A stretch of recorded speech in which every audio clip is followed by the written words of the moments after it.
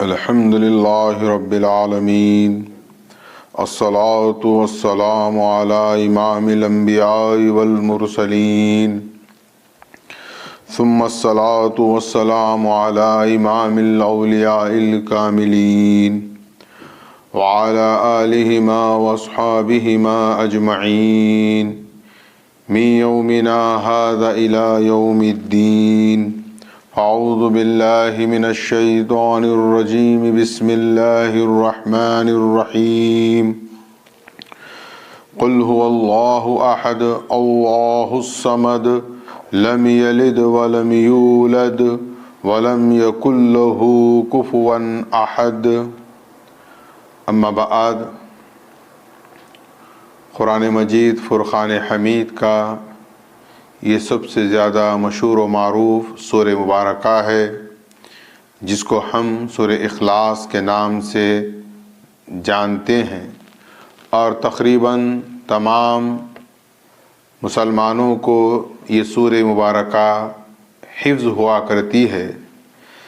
لیکن اس ایک مختصر سی صورت میں جو 4 آیات پر مشتمل ہے، اس کو اگر ہم صحیح معنی میں ابتدائی جو اس کے رموز ہے اسی کو سمجھ لیں تو میں سمجھتا ہوں کہ ہمیں پورا دین سمجھ میں آ جاتا ہے۔ اور پھر اگر اس میں مزید ہم تدبر کریں، غور و فکر کریں، اور اس میں جو اسرار و رموز پوشیدہ ہیں اس کی تلاش کریں تو نور علی نور والی کیفیت خود ہم پر طاری ہو جاتی ہے۔ اللہ کے کلام کا یہ اعجاز ہے کہ ان 4 آیتوں میں خلاق کائنات پروردگار عالم نے اپنی توحید کو مکمل طور پر بیان فرما دیا۔ لیکن اس میں سب سے جو پہلے ابتدا ہو رہی ہے، بات مضمون ٹاپک توحید کا ہے، لیکن آپ دیکھیں کہ اس کی ابتدا کیسے ہو رہی ہے۔ ہم جب سورہ کا آغاز کرتے ہیں، پڑھتے ہیں تو کیا کہتے ہیں؟ قل۔ قل، یہ قل کیا ہے؟ اگر یہ قل سمجھ میں آ جائے تو یقین مانیے سارا دین سمجھ میں آ جائے گا۔ هو اللہ احد تو بات کی بات ہے۔ آپ کے ہمارے دین کا سورس کیا ہے؟ ہمیں دین کس سے ملا، کہاں سے ملا، ہمارا داعی کون ہے، ہمارا مصلح کون ہے؟ اگر ہم یہ تصور کرتے ہیں یا یہ سمجھتے ہیں کہ ہم اللہ کو ایک مانتے ہیں تو اللہ کی بارگاہ میں اس کو ایک ماننا وہ توحید نہیں کہلائی جائے گی۔ اللہ کے پاس اس کو موحد نہیں کہا جائے گا۔ اب پھر موحد کے لیے کیا ضروری ہے؟ تو یہ قل کو سمجھیں آپ پہلے۔ قل فعل امر کا صیغہ ہے۔ یہ اللہ کس سے فرما رہا ہے؟ کیا آپ سے، میرے سے، کسی فلسفی سے، صوفی سے، ولی سے نہیں، بلکہ اللہ یہ اپنے حبیب احمد مجتبی محمد مصطفیٰ صلی اللہ علیہ وسلم سے ارشاد فرما رہا ہے، اے حبیب آپ فرما دیجئے۔ اب توحید ہمیں کہاں سے لینی ہے یا توحید کہاں سے ملتی ہے؟ ہمیں محمد الرسول اللہ صلی اللہ علیہ وسلم کے در سے توحید ملتی ہے۔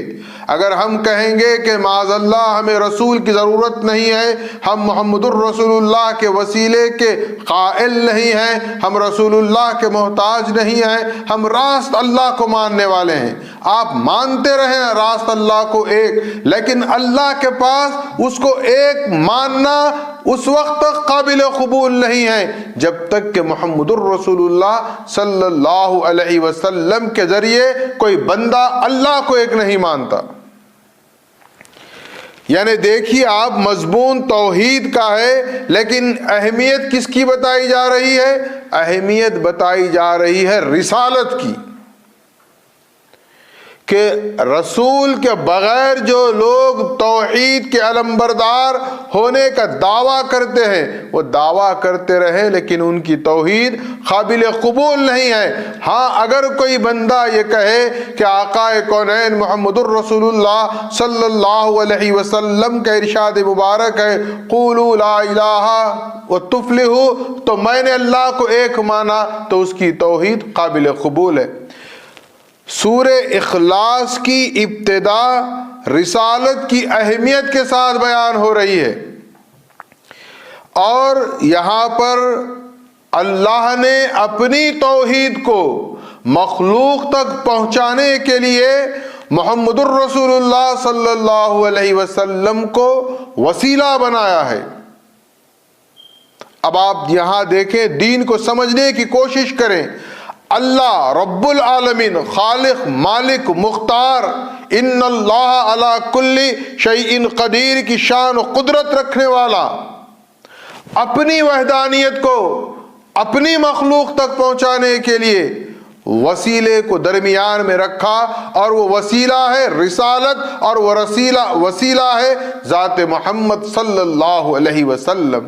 تو خدا کو مخلوق تک پہنچنے کے لیے وسیلہ ہے رسالت، وسیلہ ہے ذات محمد۔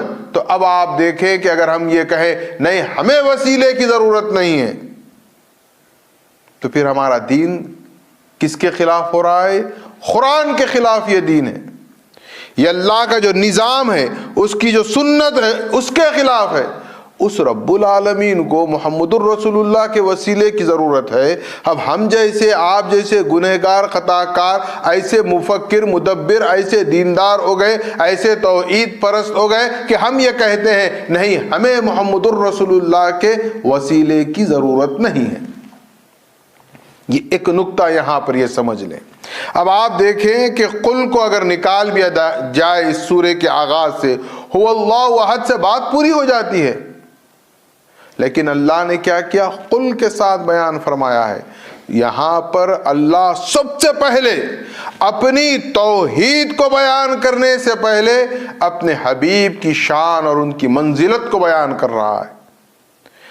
دین کا جو محور اور مرکز ہے، جو سینٹرل پوائنٹ جس کو ہم کہیں گے، جو مین اساس ہے، وہ کیا ہے؟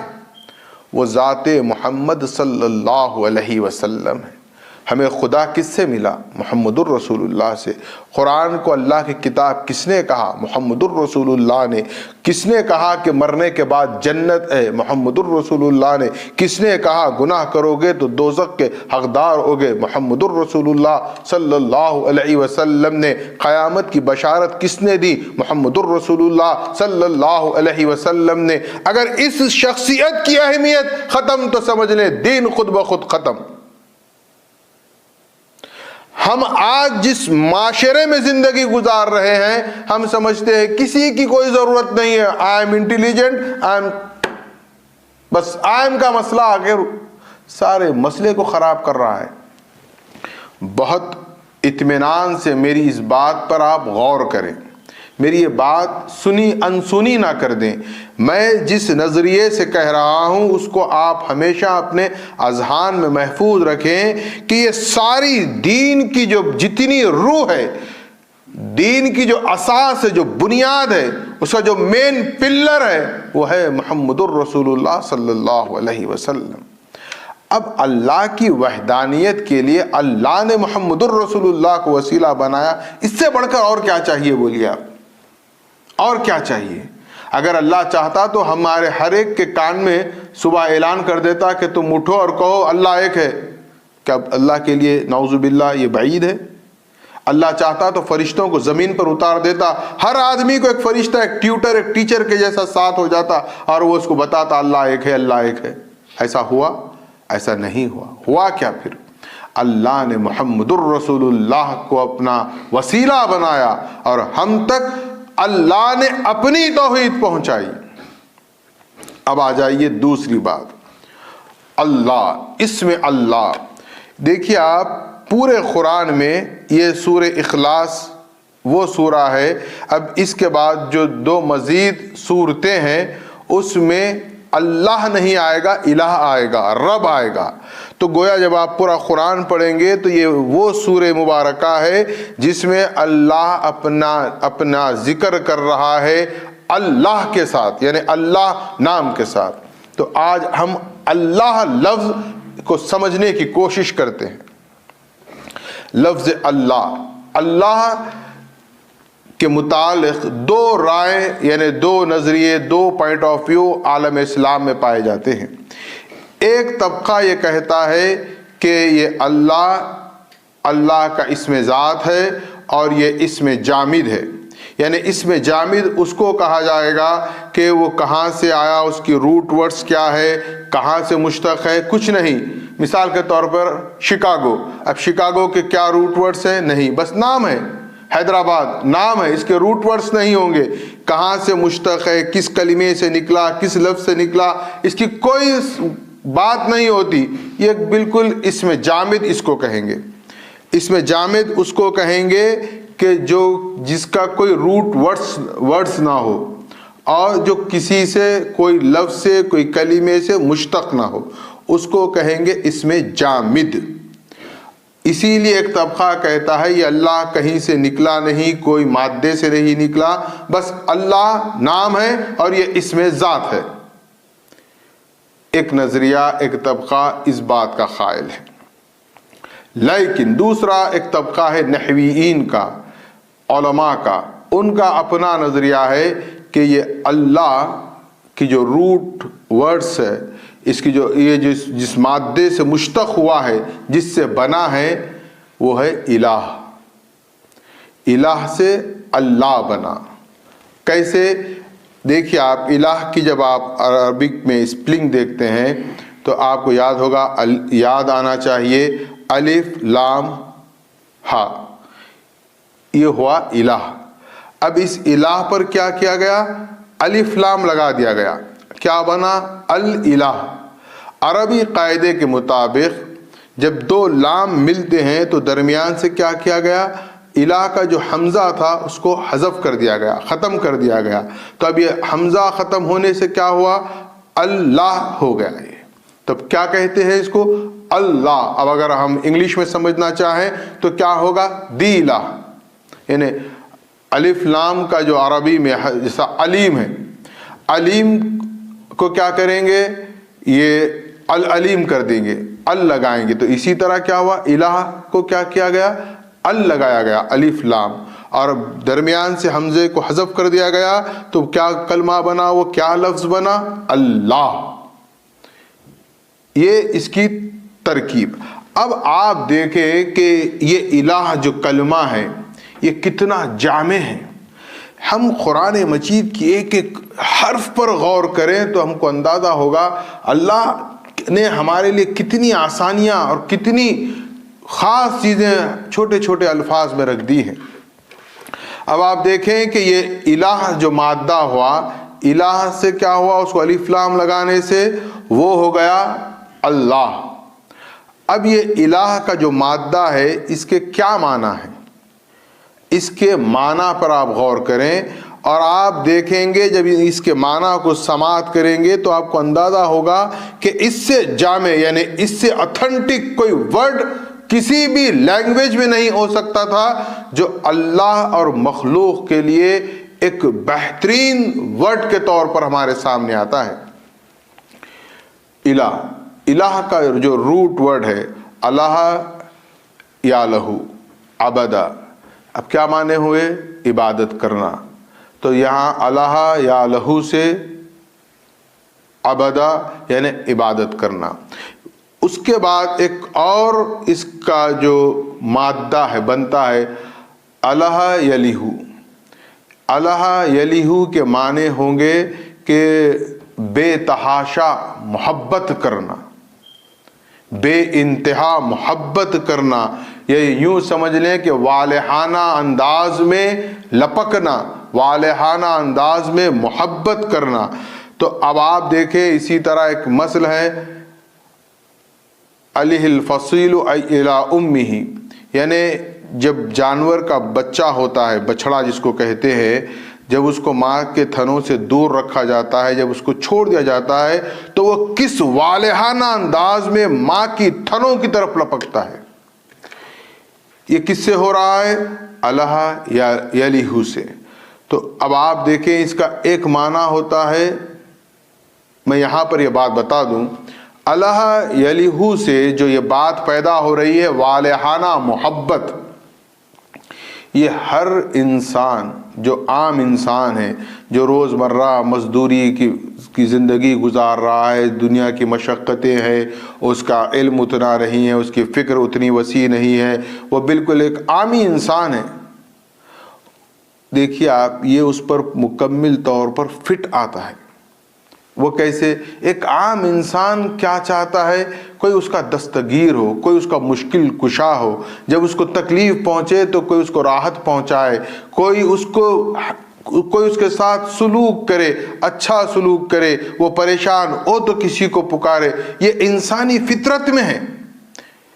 اس سے اسلام غیر اسلام کی میں بات نہیں کر رہا ہوں، یہ ایک انسانی فطرت کی بات ہے کہ اس کا دل چاہتا ہے ایک عام طور پر کہ کسی کی طرف لپکنا، کسی کو پکارنا۔ جب وہ پریشان ہوتا ہے تو پکارتا ہے، تو انسان کس کو پکارتا ہے؟ اللہ کو پکارتا ہے۔ تو یہ مادے کا اطلاق کس پر ہو رہا ہے؟ ایک عام سطح کا جو انسان ہے یا عام سطح کا جو مسلمان ہے، اس پر اس کا اطلاق ہو رہا ہے کہ اس کا جو تعلق ہے اللہ سے، اس حد تک اس کی توحید مکمل ہے کہ اس کو پریشانی آئی کس کو پکارا؟ اللہ کو پکارا۔ اس کو کچھ چاہیے کس کو پکارا؟ اللہ کو پکارا۔ اس کو کوئی بات جو بھی ہے، اس کا ماوا ملجا، اس کا مشکل کشا، اس کا سب کچھ کون ہے؟ اللہ ہے۔ یہ ایک عام انسانوں کے لیے جو اللہ سے انسان کا تعلق ہے، یہ اس پر دلالت کرتا ہے۔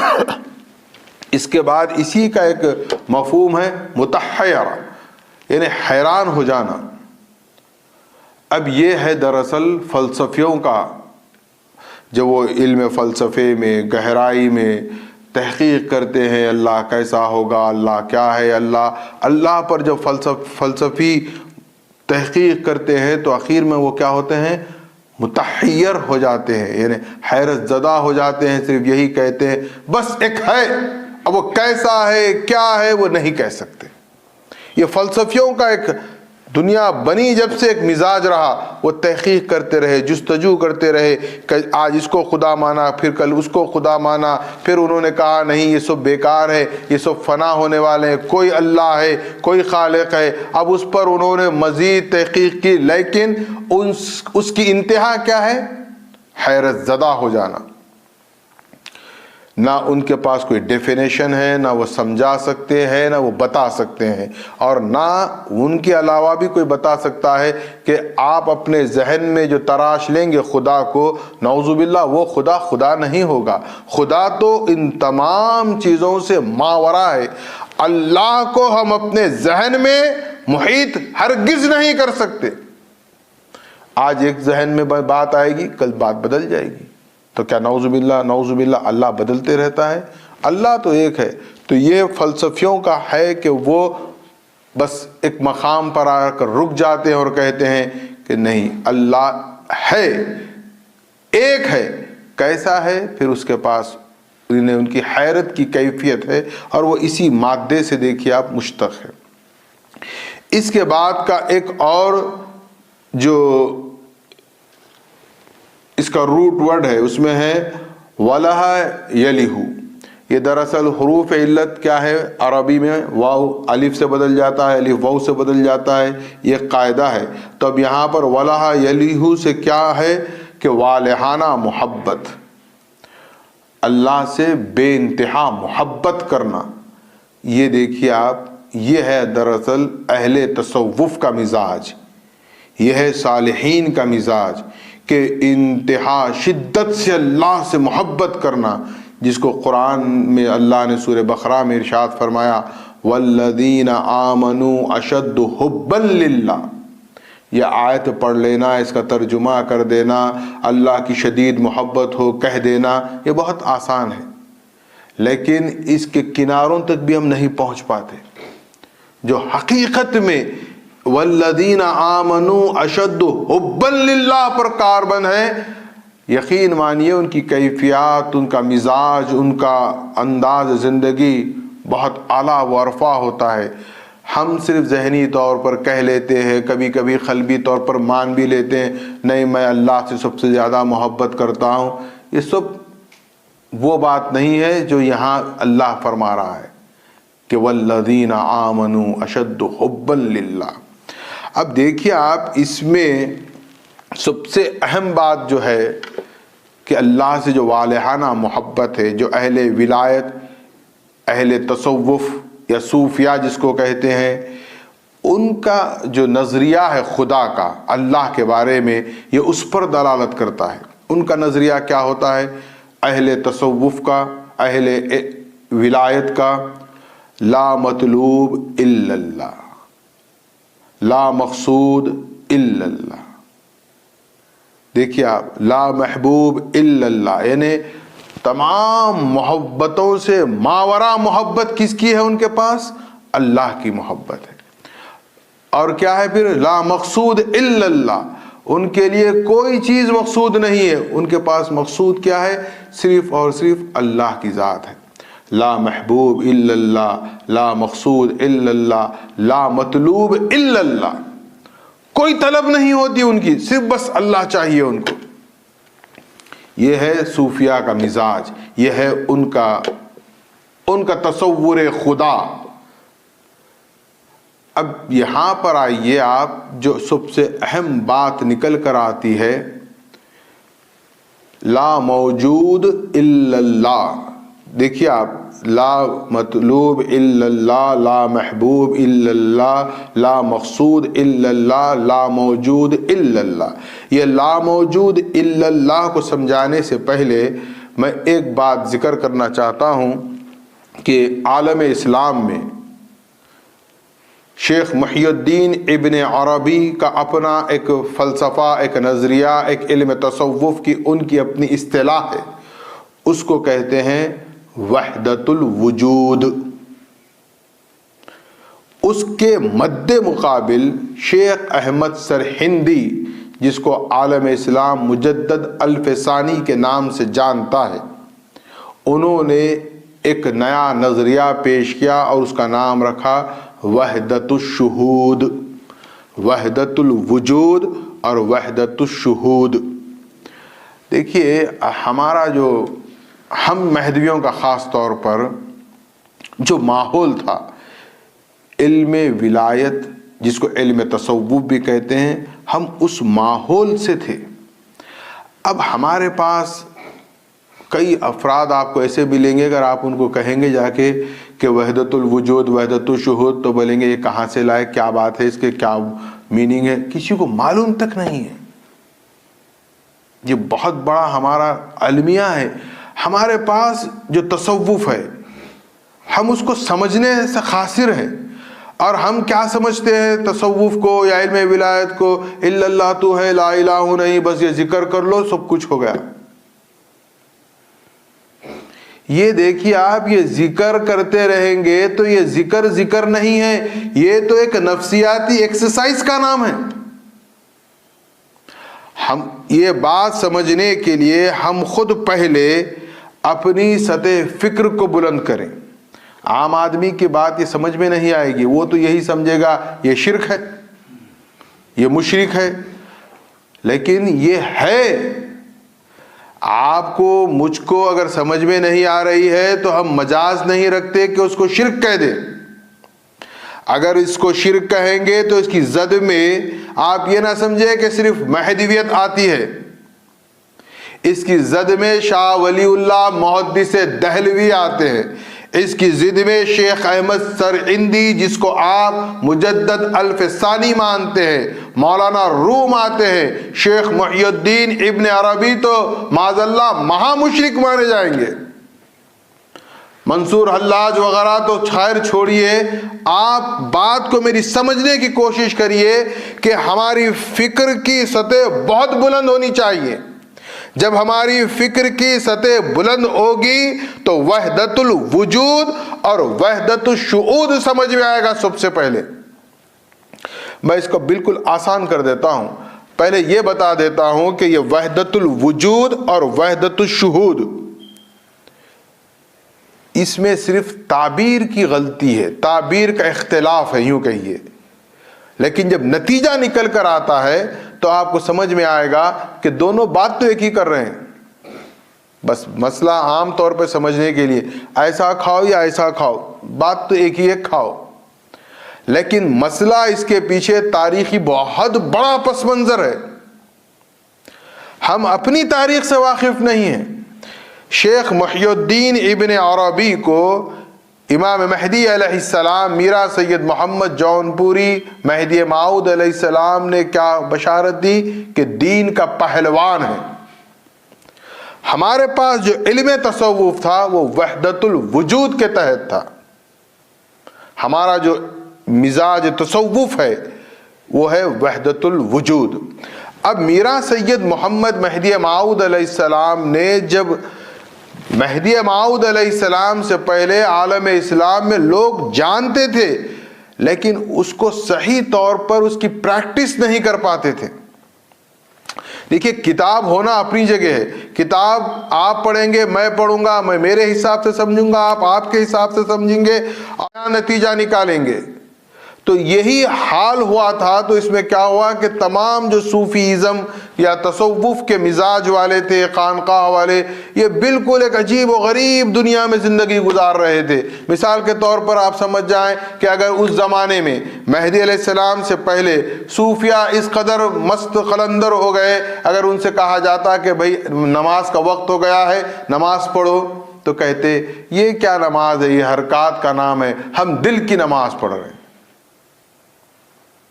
یہ پوری تاریخ ہے، یہ ایک مستقل موضوع ہے کہ اگر آپ دیکھیں. لیکن مہدی موعود علیہ السلام کا عالم اسلام پر احسان عظیم ہے. آپ نے علم تصوف و علم ولایت کے ساتھ تاکید کس بات کی شریعت محمدیہ کی، کہ پہلے شریعت تو پھر ہے طریقت، پھر ہے معرفت. لیکن یہ صوفیہ کیا کیے تھے، شریعت کو ختم، بس اپنی صوفیزم میں، اپنی مستی میں ہر چیز جو سمجھ میں آیا حلال کبھی کر دیے، کبھی حرام کر دیے، کبھی بولے ہم وہ مقام پہ تھے. بہرحال ایک الگ ٹاپک ہے. میں صرف بتانا یہ چاہ رہا ہوں کہ یہ وحدت الوجود سے وحدت الشہود کیوں وجود میں آیا. ایک نظریہ تھا اور اس نظریے کو، اس علم کو مہدی موعود علیہ السلام نے پریکٹیکل امپلیمنٹ کروایا، لوگوں کو اس کی پریکٹس کرائی اور لوگ اس سے اس مقام تک پہنچ رہے تھے جو لوگوں کو چاہیے اور جس کا کہ انسان کی تخلیق کا مقصد ہے. لیکن یہ شیخ احمد سرہندی نے دیکھا کہ میرا سید محمد مہدی موعود علیہ السلام کا یہ جو تحریک بر صغیر پر جو غلغلہ ہے، اس کو کیسے ختم کیا جائے، اس کو کیسے کمزور کیا جائے. اس کو کمزور کرنے کے لیے اس عالم دین نے ایک نئی اصطلاح کو وجود میں لایا اور اس کا نام رکھا وحدت الشہود، اور کہا کہ وحدت الوجود شرک ہے. اب پھر کیا کرنا، وحدت الشہود. یہ ایک طریقے سے وہ جو مزاج مہدی علیہ السلام نے قائم کیا تھا، یہ بڑی حکمت، سیاست اور اپنی علمی صلاحیتوں سے اس کو ختم کیے. لیکن ہوا کیا، نتیجہ کیا ہے وہ غور کریے. وحدت الوجود میں یہ ہے کہ یہ سب دنیا کیا ہے، یہ ایک دھوکہ ہے، یہ سراب ہے، یہ کچھ نہیں ہے. حقیقت کیا ہے، اللہ کی ذات.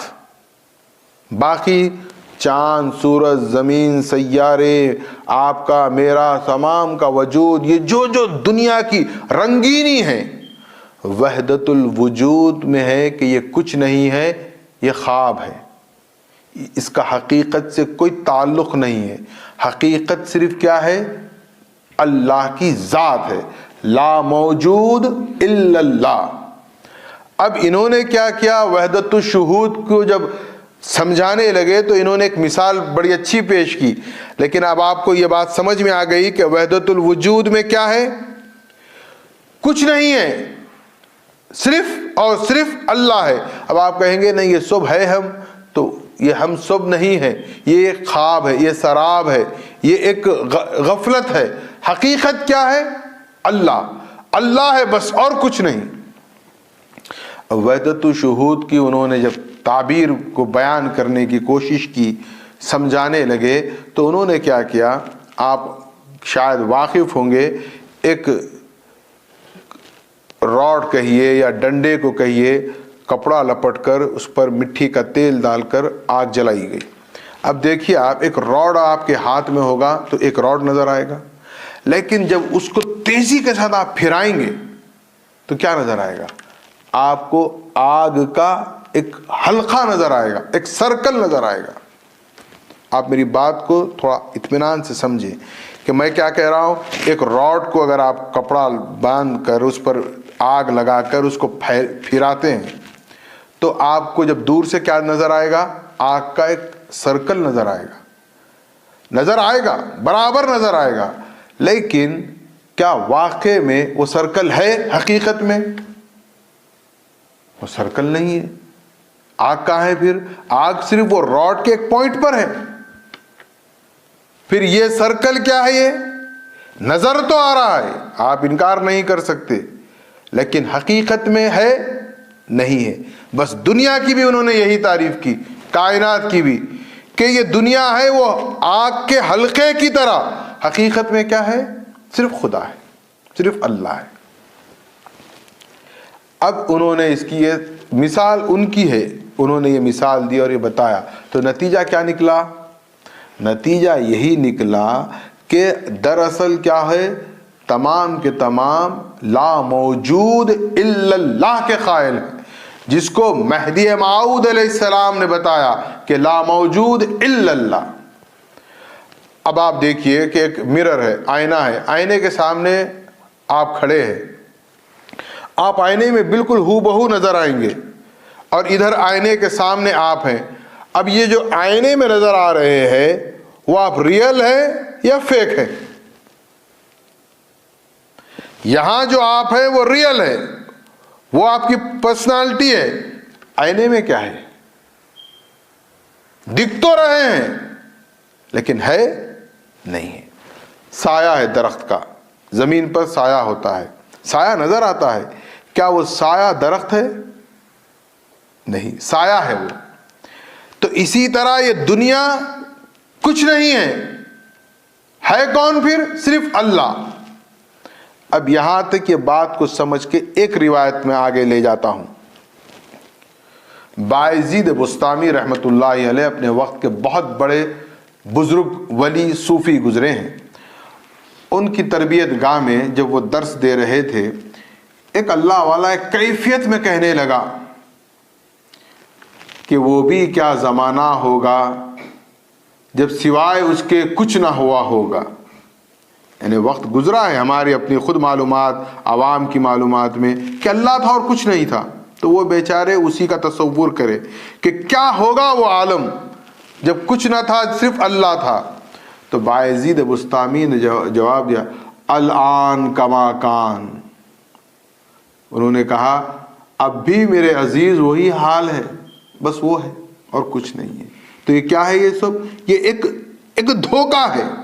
اب اگر آپ اس کو اچھی طرح سمجھیں گے، یہ لا موجود الا اللہ کی جو کیفیت ہے، یہ سمجھ کر اگر آپ وہ روایت کی طرف آئیں گے جو کہ بندگی میاں شاہ خود میر صدیق ولایت رضی اللہ تعالی عنہ نے مہدی علیہ السلام سے ملاقات کی، تو دیکھیے آپ، یہ دراصل ایک ہمارے لیے لا موجود الا اللہ کو بیان کیا جا رہا ہے۔ روایت مشہور ہے۔ اب جس کی اتنی فکر نہیں، اس کے اتنے معلومات نہیں، آج کے موجودہ دور میں جو ماڈرن مفکرین ہیں، ان کو اس تمام چیزوں کی بوباس بھی نہیں ہے، ان کو پتہ ہی نہیں ہے کیا سبجیکٹ ہے۔ اب ان سے جا کے پوچھیں گے تو صاف کہہ دیں گے شرک ہے، یہ تو بڑی غلط بات ہے۔ لیکن جو حقیقت میں، چلیے میں آپ کو اور آسان کر دیتا ہوں، سورہ حدید کی آیت ہے، هو الاول والآخر والظاہر والباطن۔ اب کیا ترجمہ کریں گے؟ عام دیکھیے، ہمارے لیے اللہ کا کتنا بڑا احسان ہے. اردو الفاظ ہے ہمارے. هو الاول کیا معنی ہوئے؟ وہ اول. هو الاخر کیا معنی ہوئے؟ وہ آخر. هو الظاہر کیا معنی ہوئے؟ وہ ظاہر. هو الباطن کیا معنی ہوئے؟ وہ باطن. اب اس کی کوئی تفسیر کر کے بتا دے. یہ تفسیر دلالت کرتی ہے لا موجود الا اللہ پر. میں آپ کو ادھر ادھر نہیں، بالکل قرآن سے مربوط رکھ رہا ہوں. اور اس قرآن کو آپ سمجھیں گے تو اب یہ جو روایت ہے، بندگی میں آئے، مہدی اسلام سے ملاقات کیے، مہدی اسلام نے پوچھا کیا دیکھے؟ کیا کہا انہوں نے؟ پھوٹ جائیں بندے کی آنکھیں، میں نے مہدی کو نہیں بلکہ خدا کو دیکھا. ٹھیک ہے. تو آج ہمارا ماڈرن ذہن کہتا ہے نعوذ باللہ نعوذ باللہ، مہدی علیہ السلام کو خدا بنا دیے. دلیل شاہ خود میر کا خود ارشاد ہے. اچھا، پلٹ کر مہدی علیہ السلام نے کیا کہا؟ شاہ خود میر صدیق ولایت کو خدا ہو سو خدا کو دیکھیں. اب آپ سمجھیے، جب آپ لا موجود الا اللہ کو سمجھ گئے ہیں تو دونوں اپنے قول میں سچے ہیں. یہ دنیا کیا ہے؟ سراب ہے، کچھ نہیں ہے. تو بندگی میاں کس کو دیکھے؟ مہدی کو نہیں دیکھے، خدا کو دیکھے. اب ادھر بندگی میاں سے کیا فرمایا مہدی موعود؟ خدا ہو سو خدا کو دیکھے. جب یہ کچھ نہیں ہے تو بچا کون؟ خدا. یہ سمجھنے کے لیے ہم اپنی فکر کو بہت بلند کریں. اگر ہم بلند نہیں کر رہے ہیں تو کم سے کم میری یہ درخواست ہے کہ اس کو شرک مت کہیے، کیونکہ آپ نہیں پہنچ پا رہے ہیں. آپ اپنا قصور تسلیم کریے، لیکن آپ یہ مت کہیے کہ ایسا کہنا، ایسا بولنا، ایسا ماننا شرک ہے. تو بہت لمبی فہرست نکل جاتی ہے. چلیے میں ایک ان افراد کے لیے رکھ دیتا ہوں جو یہ درس دیتے ہیں کہ ایسا بولنا شرک ہے. قرآن کی آیت ہے وَمَا رَمَيْتَ إِذْ رَمَيْتَ. حضور صلی اللہ علیہ وسلم کنکریاں پھینکے، دکھ رہا ہے سب کو. اللہ کیا فرمایا؟ وَمَا رَمَيْتَ إِذْ رَمَيْتَ. تم نہیں پھینکے، میں پھینکا. اب بتائیے، دیکھیے تصوف، علم ولایت، مہدویت قرآن سے باہر نہیں ہے. ہم قرآن سے باہر ہیں. اصل پرابلم ہمارا ہے، ہم پیشنٹ ہو کر کہہ رہے ہیں کہ ڈاکٹر نہیں ہیں.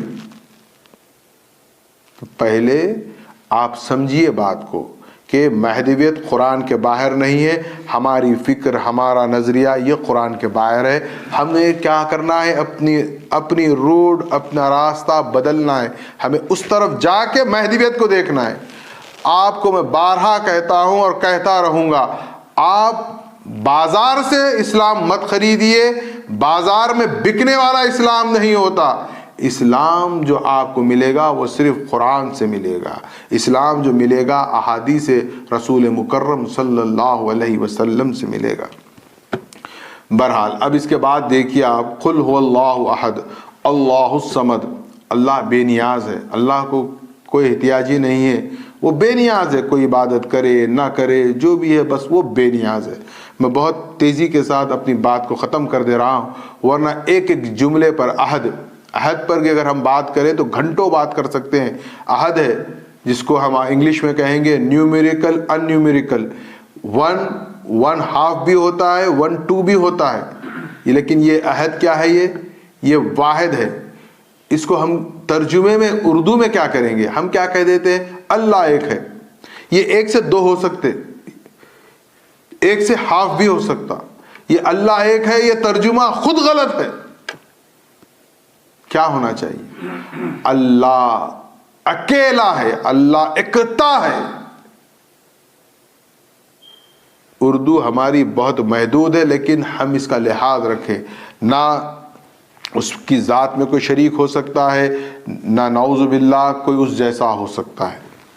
اب دیکھیے آپ، لم یلد ولم یولد، یہ ایک آیت میں تمام باطل جتنے ادیان ہیں اسلام کے علاوہ سب کو اللہ نے رد کر دیا. لم یلد ولم یولد، نہ اللہ نے کسی کو جنا ہے، نہ اللہ کو کسی نے جنا ہے. یعنی نہ اللہ کے نعوذ باللہ ماں باپ ہیں، نہ نعوذ باللہ اللہ کی اولاد ہے. دیکھیے یہ چیز کو سمجھنے کی کوشش کریے. لم یلد ولم یولد.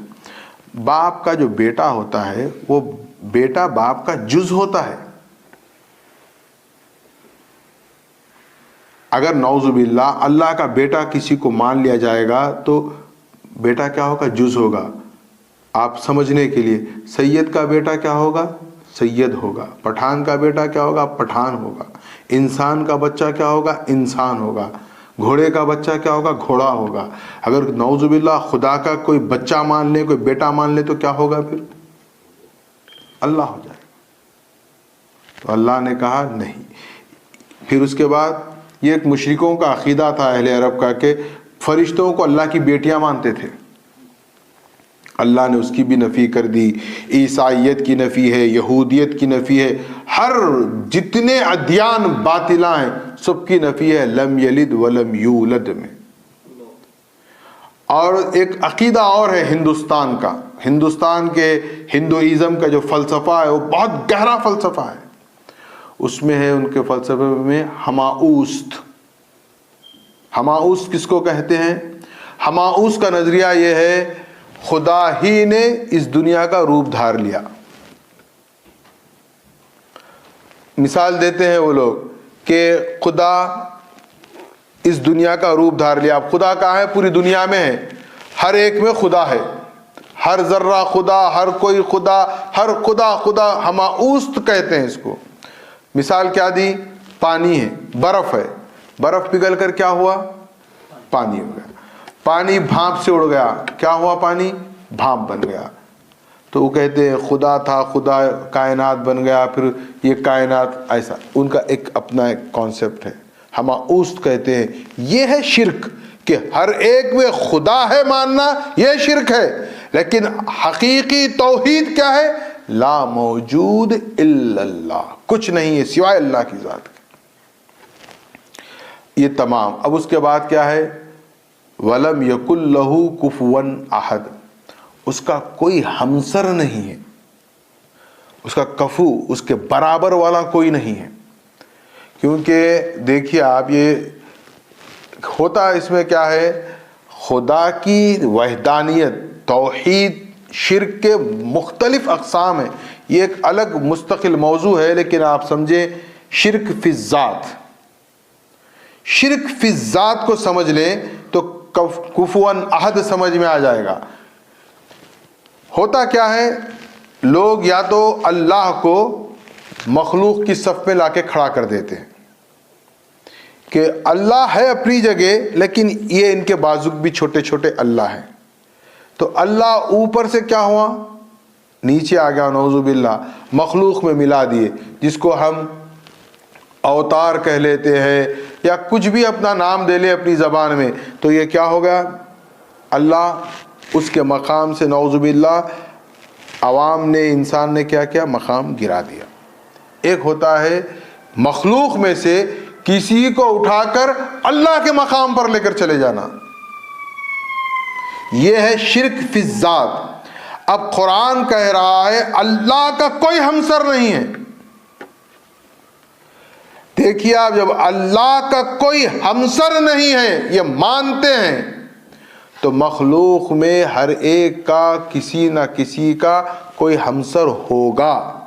اگر آپ کہیں گے کہ نہیں کسی کا کوئی ہمسر نہیں ہے تو آپ کیا کیے؟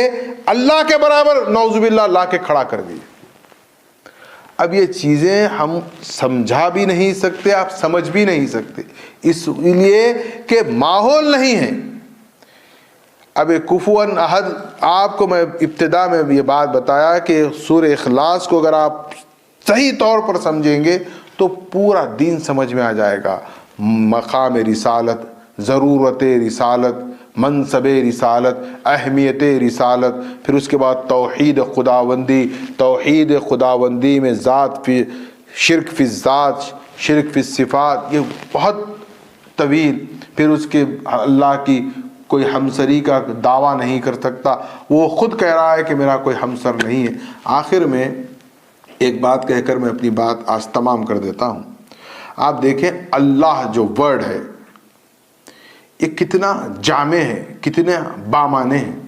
ہوتا کیا ہے، ایک ورڈ ہے کوئی بھی، اگر آپ اس میں سے ورڈز کو کم کر دیتے ہیں تو اس کا کوئی میننگ نہیں رہتی، وہ میننگ فل نہیں رہتا. لیکن اللہ میں دیکھیے آپ کیا ہے، الف لام لام ہا، آپ الف کو نکال دیں کیا بچ جائے گا، کیا پڑھیں گے ہم، للہ پڑھیں گے.